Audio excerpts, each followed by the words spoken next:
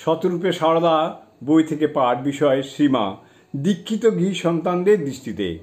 পরবর্তী অংশ। কালকে তোমার দীক্ষা হয়ে যাবে। কালকে 8টার সময় এখানে এসে পৌঁছবে।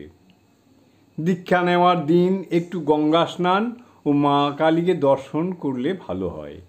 মাতৃ সন্নিধানে ক্ষীরোদবালার তখন মনে হলো, তোমাকে দর্শন করিয়াই আমার কালী দর্শন হইয়া গিয়াছে।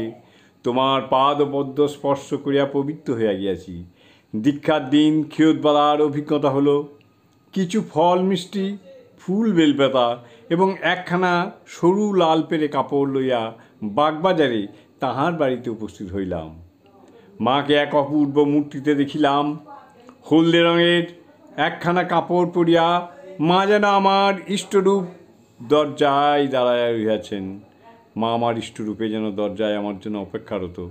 আমাকে দেখিয়াই বললেন, 5 মিনিট দেরি হয়ে গিয়েছে, শিগগির এসো ঠাকুর ঘরে। জয় মা।